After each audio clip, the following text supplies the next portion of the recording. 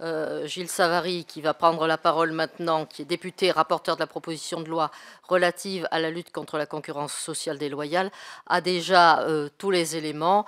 Il me semble que sur la question du contrôle élargi d'un corps d'inspecteurs du travail, il y a déjà des choses qui ont avancé du côté de la loi française, et il va nous l'expliquer maintenant.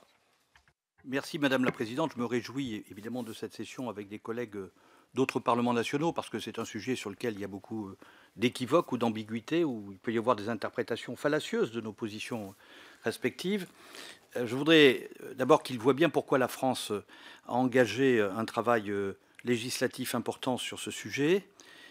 Nous l'avons engagé parce que nous avons travaillé avec mes deux collègues qui sont ici au titre de la Commission des affaires européennes sur cette question du travail détaché, et nous avons observé que le détachement des travailleurs débouchait, ou la procédure de détachement débouchait par une espèce de détournement de son esprit initial vers la création d'un véritable marché du travail parallèle, low cost, qui se nourrissait du fait que les États membres, dans un espace commun, ont en réalité une souveraineté sociale, n'ont pas exactement les mêmes niveaux de protection sociale, de salaire, niveau de vie.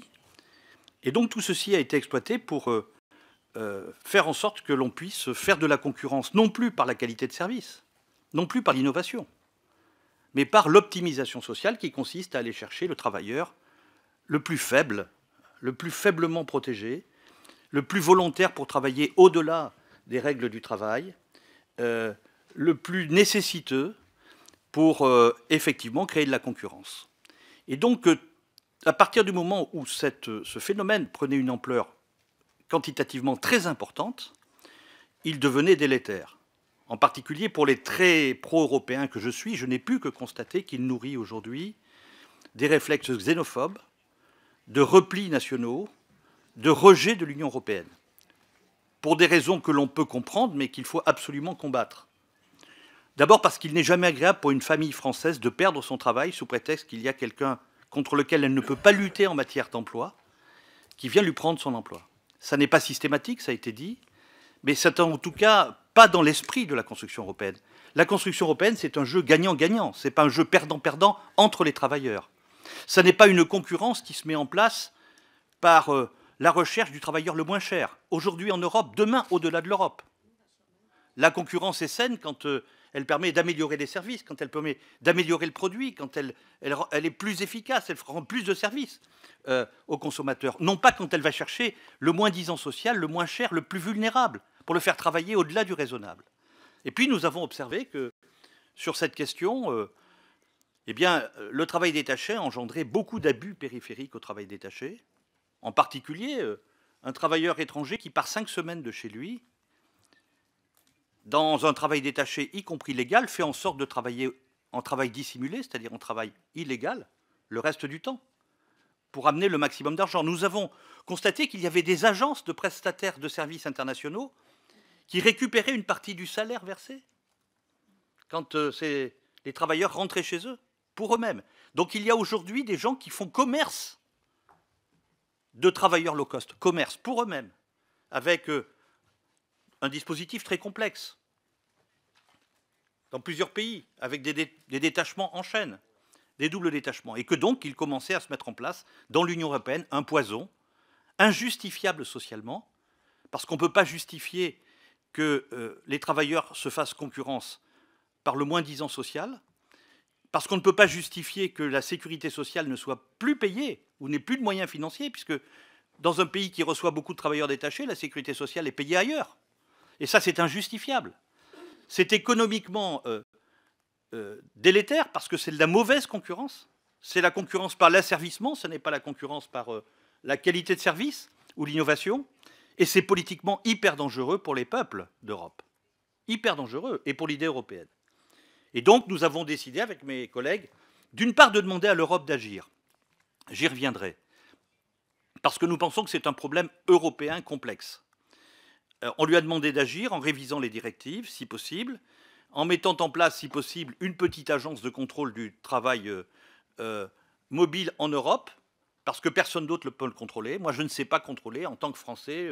ce qui se passe dans toute l'Europe, entre la Grèce, par exemple, et la Bulgarie. Donc c'est bien un problème européen majeur, et il faut bien qu'il y ait une vue et une action de l'Union européenne, parce qu'on sait très bien que les bureaux de liaison ne fonctionnent pas, ils sont tous bilatéraux, très lourds, les États membres n'ont pas les mêmes intérêts, nous n'avons pas les mêmes cultures et les mêmes codes du travail, donc ça ne fonctionne pas, donc il faut bien que l'Europe s'en saisisse.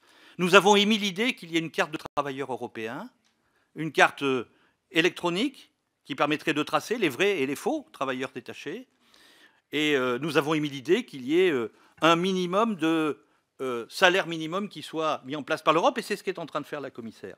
Bref, nous avons émis l'idée qu'il y ait une régulation européenne, mais comme nous savons que c'est difficile, que ça prend du temps, nous avons fait une loi française. Cette loi française, à mon initiative, a démarré un petit peu avant l'accord de décembre 2013. Donc elle était déjà travaillée, et donc elle a été très vite prise. C'est pour ça qu'on a tendance à croire que la France a transposé très très vite. En réalité, on avait anticipé la transposition. Cette loi française est basée sur deux grands principes: responsabilité des donneurs d'ordre, sur toute la chaîne de sous-traitance, ce n'est pas le premier sous-traitant, comme la directive de 2014, et dans tous les secteurs d'activité, pas simplement le BTP. Donc c'est ça la loi française. Le deuxième volet de la loi française, c'est le renforcement des corps de contrôle qui a été fait par une autre loi qui s'appelle la loi Rebsamen, et surtout la mise en place de sanctions administratives qui s'ajoutent ou qui sont sans préjudice de sanctions judiciaires, mais qui sont beaucoup plus rapides et qui permettent très vite au préfet ou au corps de contrôle d'agir. Nous avons obtenu des résultats, les décrets ont mis du temps, qui commencent à être très significatifs pour simplement régulariser le détachement et lutter contre les fraudes. Il n'en subsiste pas moins, il faut se le dire, un problème qui donne l'impression que nous ne faisons rien, ni l'Europe ni nous. C'est le détachement d'intérim ou la prestation de services internationale qui en réalité consiste à recruter des chômeurs low cost pour les proposer sur d'autres marchés. C'est ça le sujet. Et donc ça n'est plus l'esprit du détachement. L'esprit du détachement initial, c'est d'accompagner pour le compte d'une entreprise et dans ses métiers, ces échanges internationaux.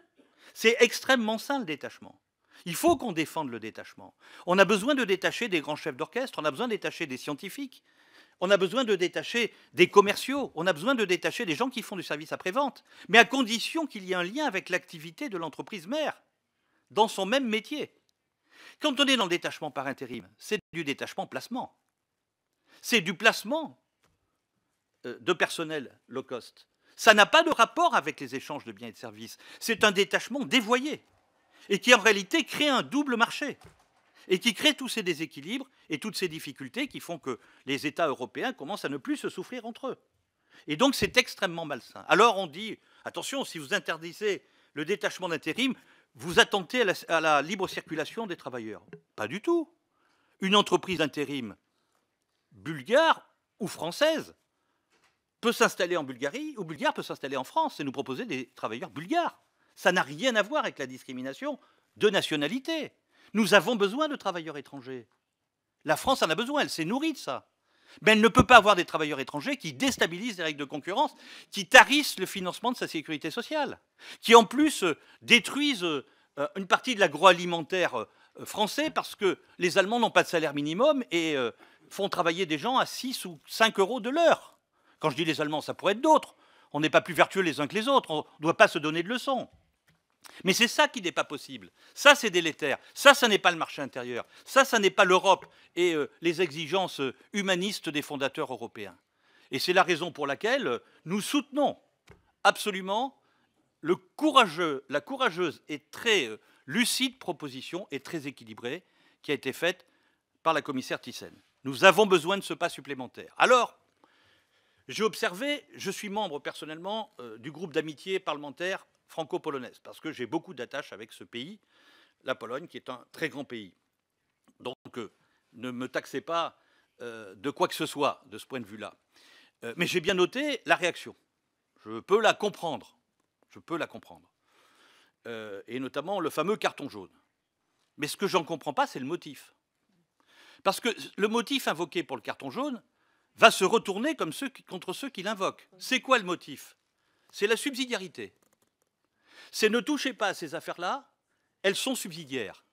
Si elles sont subsidiaires, ça veut dire qu'on peut prendre dans chaque pays une législation unilatérale, par exemple, qui interdit le détachement d'intérim, qui l'interdit purement et simplement. Si c'est ça que vous nous proposez, de dire c'est subsidiaire, alors là, la libre circulation des travailleurs, et surtout ce qui se passe en termes de détachement, peut en prendre un très sérieux coup. La vraie subsidiarité en cette affaire, et j'en termine, c'est que l'Europe s'en saisisse. Parce que c'est un problème international, indiscutablement, qui n'est susceptible d'être régulé par aucune nation toute seule. Donc c'est la subsidiarité au sens le plus noble, pas la subsidiarité souveraineté, touchez pas à mes compétences. C'est la subsidiarité et responsabilité où l'Europe s'engage pour réguler quelque chose qui est international et qui en plus est un phénomène international dans un contexte de très grande diversité nationale. Si l'Europe a un sens, c'est bien là qu'elle doit le trouver. Merci beaucoup, merci pour vos interventions. Donc nous allons avec Jean Bizet nous partager